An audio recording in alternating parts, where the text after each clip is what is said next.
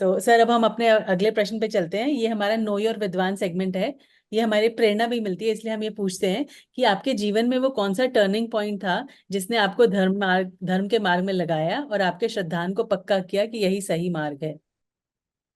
देखिए सबसे पहले धर्म के मार्ग में लगाया या जीवन को परिवर्तित किया, तो मैं इस मामले में बड़ा सौभाग्यशाली रहा हूँ कि अभी तक मेरे जीवन में कोई ऐसे डाइवर्जन आया ही नहीं जिससे मैं वो पॉइंट कह सकूं कि भैया मैं पहले पापमय जीवन में था और इस घटना के बाद से मैं धर्म में जी।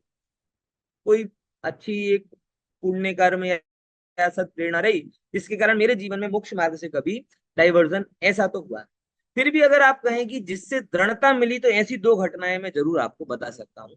सबसे पहली घटना तो मेरे जन्म की 3 पीढ़ी पहले लिखी गई थी।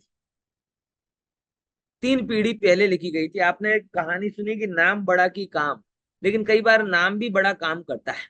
उसकी मैं आपको बताऊं कि मेरा तो जन्म 85 में हुआ, और 1900 लगभग मेरी 3 पीढ़ी पहले मेरे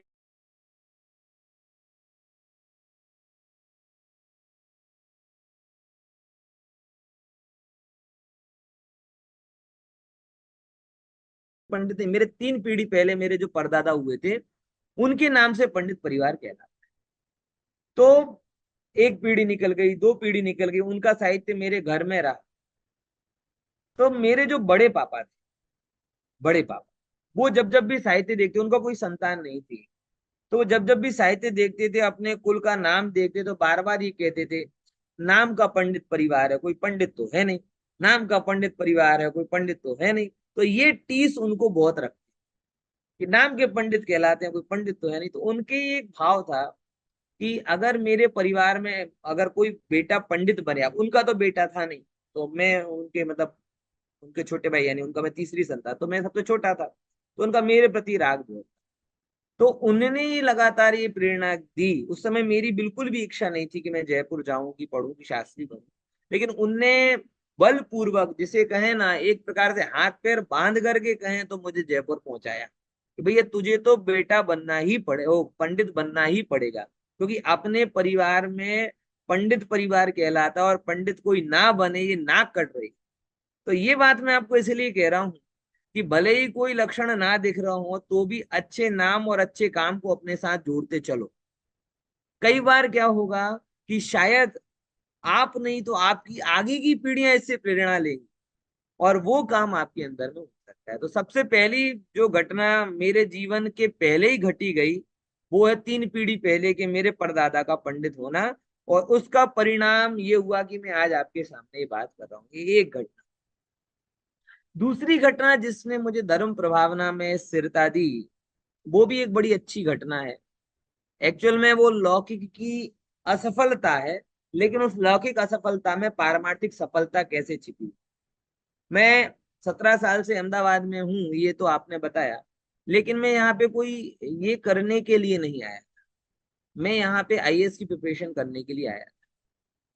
और आईएएस की प्रिपरेशन में मेरा फर्स्ट अटेम्प्ट सेकंड अटेम्प्ट आया। और आपको जैसे शायद उसके सिस्टम के बारे में पता हो कि क्या हुआ कि फर्स्ट अटेम्प्ट में मेरा अच्छा गया, और उसमें कंपलसरी इंग्लिश का पेपर होता है, जिसे क्वालिफाई करने पर आप क्या करते हो, आगे आपके पेपर चेक होते हैं। मेरा फर्स्ट अटेम्प्ट था, और फर्स्ट अटेम्प्ट में मेरे काफी अच्छे 1-2 मार्क्स से ही मेरा छूटा था। तो सेकंड अटेम्प्ट, और उस कंपलसरी इंग्लिश के पेपर में निबंध बहुत बढ़िया लिखा गया था, प्रिसाइज राइटिंग लिखने में कुछ मेरे से गड़बड़ी हुई थी। तो उसके चक्कर में मैंने सेकंड अटेम्प्ट जब मेरा आया, तो सेकंड अटेम्प्ट के कंपलसरी इंग्लिश के पेपर में मैंने ये सोचा कि पहले मैं प्रिसाइज राइटिंग लिख दूंगा, बाद में ऐसे लिख। और मैंने वो प्रिसाइज राइटिंग को बहुत ही प्रिसाइसली लिखने की कोशिश की, और लिखते लिखते लिखते मेरा टाइम मैनेजमेंट छूट गया। और टाइम मैनेजमेंट छूटा तो ऐसे प्रॉपर लिखने के लिए 5-10 मिनट शॉर्ट हो, और वो 5-10 मिनट शॉर्ट हुए, उसका ये पारमार्थिक रूप से सुफल और लौकिक रूप से दुफल कि मैं क्वालिफाई इंग्लिश में पास नहीं। और वो क्वालिफाई इंग्लिश में पास नहीं हुआ, मतलब मेरी आगे कॉपी चेक नहीं हुई। तो मतलब जो, अगर सेकंड अटेम्प्ट में काफी ज्यादा क्या कहता हूँ कि फर्म था कि फर्स्ट अटेम्प्ट में 1-2 मार्क्स से छूटा था और सेकंड अटेम्प्ट के सारे पेपर पहले अटेम्प्ट से डबल अच्छे गए, तो मैंने तो ये सोच लिया था कि ये मेरा आखिरी अटेम्प्ट है और मैं टॉप 100 में से कहीं आगे कहीं पे आईएएस की पोस्ट पकड़ लूँ। लेकिन वो 10 मिनट के मिस मैनेजमेंट ने मुझे 17 साल अहमदाबाद में टिका दिया।